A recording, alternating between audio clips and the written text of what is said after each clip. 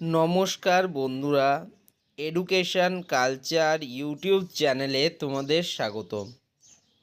তো তোমাদের অনেকের একটা প্রশ্ন ছিল যে দাদা, এই যে 2025-26 শিক্ষাবর্ষে আমরা পলিটেকনিক অ্যাডমিশন নেব, তো তার যে ফর্ম ফিল আপ প্রক্রিয়া, তার যে মেরিট লিস্ট পাবলিশ প্রক্রিয়া, তার যে র্যাঙ্ক কার্ড পাবলিশ প্রক্রিয়া এবং তার যে কাউন্সিলিং প্রক্রিয়া, এগুলো কবে শুরু হবে এবং আসল যে ফর্ম ফিল আপ, যেটা একবারে প্রাথমিক বা প্রারম্ভিক ধাপ, সেটা কখন শুরু হবে। তো দেখো, তোমরা জানো, যদি তোমরা একটা ট্রেন্ড দেখো যে বছরের পর বছর পলিটেকনিক বা ডিপ্লোমা অ্যাডমিশনের ক্ষেত্রে একটা কিন্তু ডাউনফল আসছিল। অর্থাৎ 2010-11 সালে যখন প্রায় 1 লাখ স্টুডেন্ট ডিপ্লোমাতে ফর্ম ফিল আপ করতো, 2022 সালে সেটা কিন্তু প্রায় 30,000-এর কাছাকাছি নেমে এসেছিল, 30,300 মতো। তো এই যে ডাউনফলটা, অর্থাৎ অত্যাধিক কম মাত্রায় স্টুডেন্টরা যে টেকনিক্যাল এডুকেশনের প্রতি তাদের অনীহা প্রকাশ করছিল বা আসছিল না, তার জন্য স্টেট কাউন্সিল কি করলো? স্টেট কাউন্সিল 2024 শিক্ষাবর্ষে, অর্থাৎ 2024-25 শিক্ষাবর্ষে এই যে জেক্সপো বা ভোকলেট যে পরীক্ষাটা, সেই পরীক্ষাটাকে তারা কিন্তু বন্ধ করে দিল। তার বদলে তারা কি করলো? তারা মাধ্যমিকে প্রাপ্ত মার্কসের উপর ভিত্তি করে তোমাদের কিন্তু একটা মেরিট লিস্ট বা র্যাঙ্ক কার্ড পাবলিশ করলো, এবং সেই র্যাঙ্ক কার্ডের উপর ভিত্তি করে তোমাদের কিন্তু ফেজ ওয়াইজ কাউন্সিলিং হলো এবং সবার শেষে স্পট কাউন্সিলিং অর্গানাইজ করালো। এরকমভাবেই কিন্তু আগের শিক্ষাবর্ষে, অর্থাৎ 2024-25 শিক্ষাবর্ষে তোমাদের জেক্সপো হোগলেট স্টুডেন্টদের এরকমভাবে কিন্তু অ্যাডমিশন প্রক্রিয়া হলো।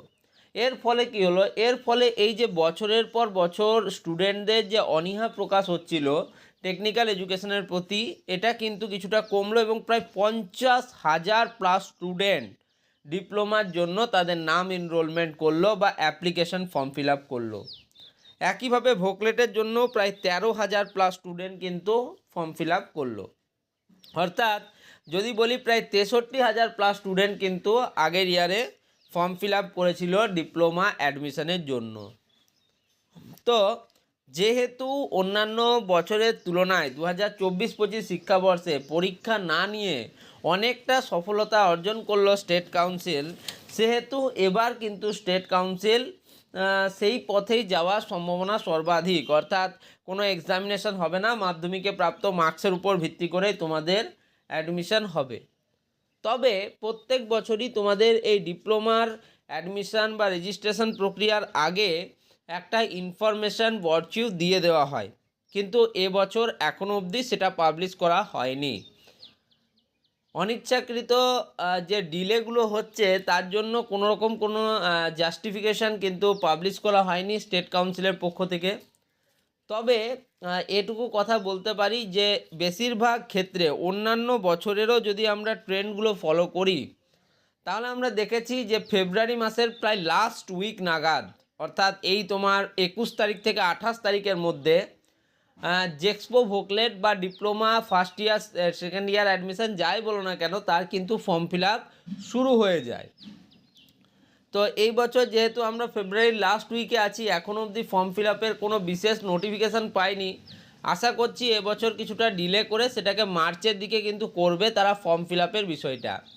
এবার যদি তোমাদের মার্চ মাসে ফর্ম ফিল আপ হয় শেষের দিকে, তাহলে এপ্রিল মে, তোমরা জুন মাসে কিন্তু তোমাদের যে মেরিট লিস্ট বা র্যাঙ্ক কার্ড পাচ্ছ, অর্থাৎ জুলাই নাগাদ, জুনের শেষ বা জুলাই নাগাদ কিন্তু তোমাদের যে কাউন্সিলিং প্রক্রিয়া সেটা শুরু হবে। সেক্ষেত্রে কিন্তু স্টুডেন্টদের অনেকটা ডিলে হবে।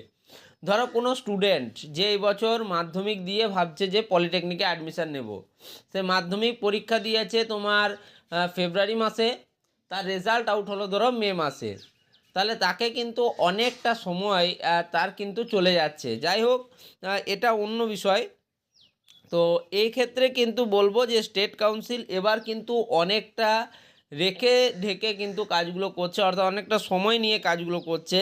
যদিও কিছুটা সময় নিয়ে যদি তারা এই ফর্ম ফিল আপের কাজগুলো করে, তাহলে কিন্তু স্টুডেন্টদেরই সুবিধা হয়।